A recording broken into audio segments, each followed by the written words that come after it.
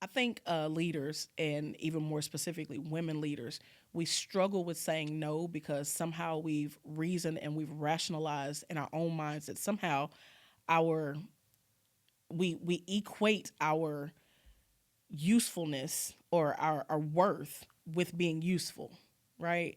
We feel like we're somehow more worthy if we're available to everybody.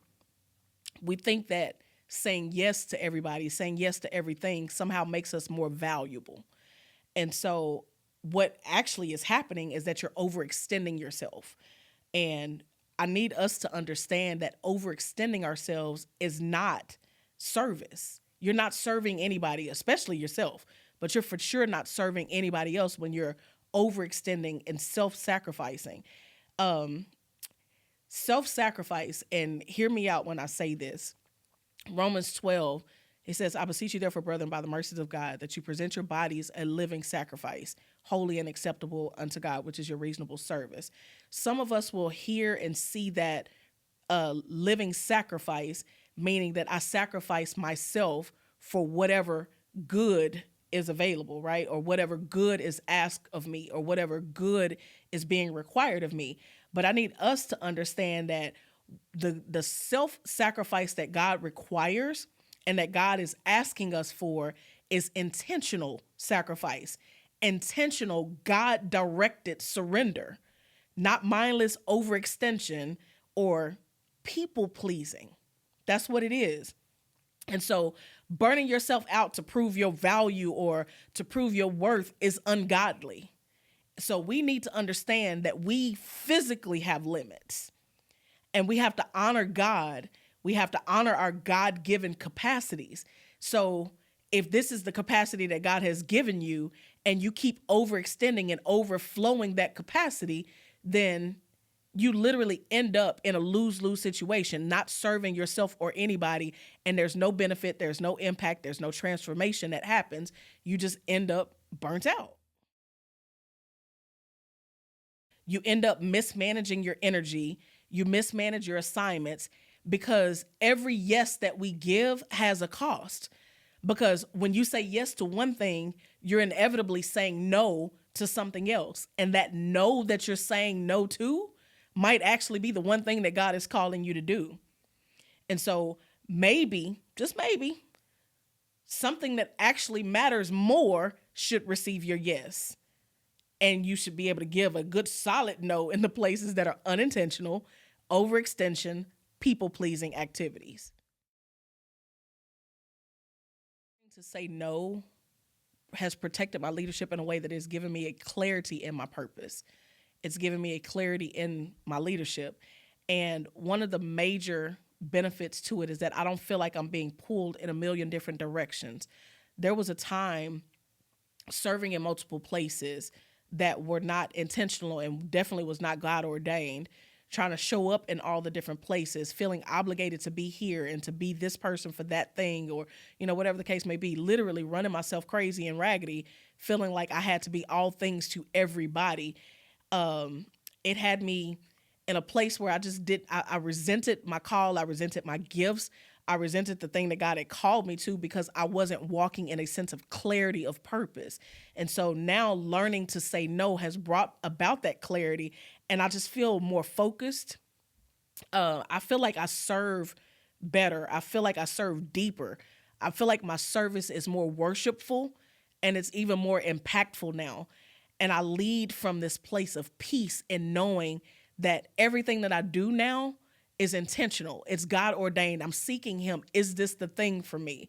And so these boundaries, I believe, has actually made my leadership more effective because I'm not all over the place. I'm focused and I'm worshipful in my service. So the impact and the transformation that's intended for us executing in our calling is present. I'm able to pour in the places where I feel led.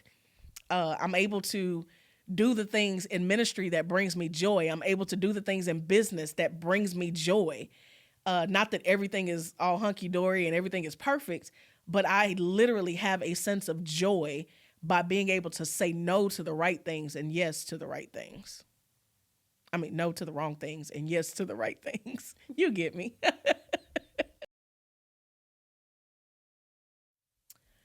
Clearly, but kindly. Directly understanding that no is a complete sentence. No period is a complete sentence. You don't owe an explanation to anybody. Um, but that doesn't mean that you have to be harsh in your no either.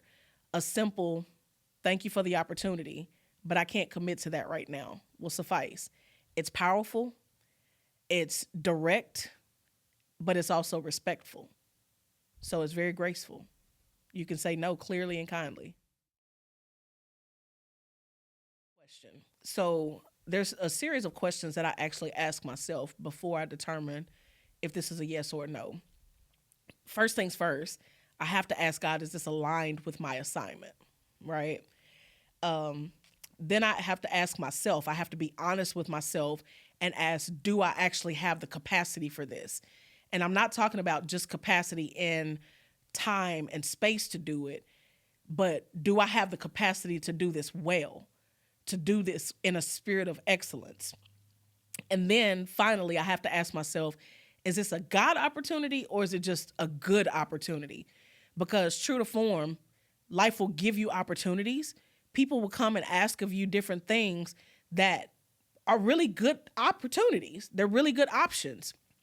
As a matter of fact, I've had consultations with people, startup companies or clients who are trying to expand their business and their operations where it was an absolute good idea from a financial perspective, like the coins that would have come along with that, like, absolutely. But then when I asked God, okay, how does this align with your will for me? How does this align with my assignment? Is this a good idea or is this a God idea? And I've had to turn them down.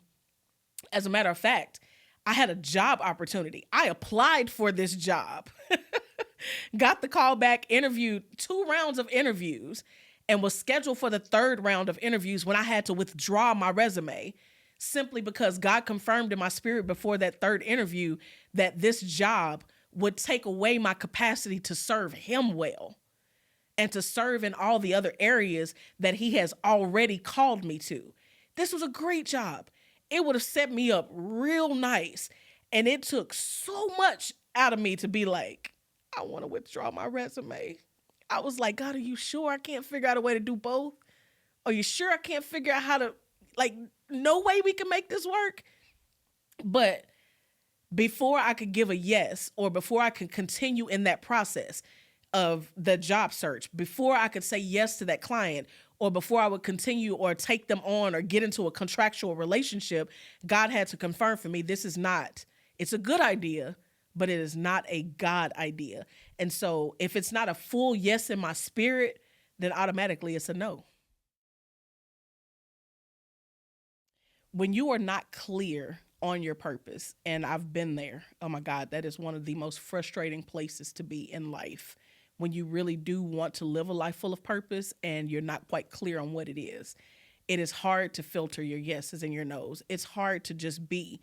But here's the thing that freed me, because I was frustrated waiting for God to tell me what is this one big thing that I was put here to do, right? And I would reconcile everything that I did to this one big purpose that He put me here to do. But in that season of discovery, what I learned is that my purpose was every opportunity sent by God. So it's not the question of God, does this align with my assignment? But God, is this an opportunity that you sent? Because if my purpose is tied to every opportunity that God sends, then this opportunity is going to grow me. It's going to reveal God to me in a way that I didn't know Him before. It's going to elevate me. It's going to bring me in front of people that will help me to discover what my actual true purpose is.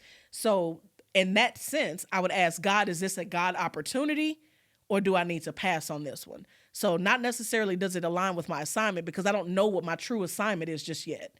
But God, is this an opportunity that comes from you? Is this an opportunity that deserves my yes? Is this an opportunity that is God ordained? And if so, I'll say yes. And I trust the outcome. I trust what it stirs up in me. And I trust the result of me saying yes to this. But again, if it's not a complete yes in my spirit, then it's still a no.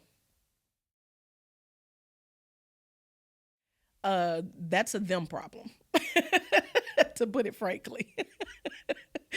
Because my God ordained no is just as powerful as my God ordained yes. And if you disrespect my no, then you're disrespecting my purpose, which means you're disrespecting my God. And I'm going to let him deal with you. I love you, but no thank you. It's a them problem is one of my favorite thought processes. Hey, ain't got nothing to do with me. That's a you problem. I did my due diligence. I asked the Lord. I sought the Lord, and he said no. So take it up with him.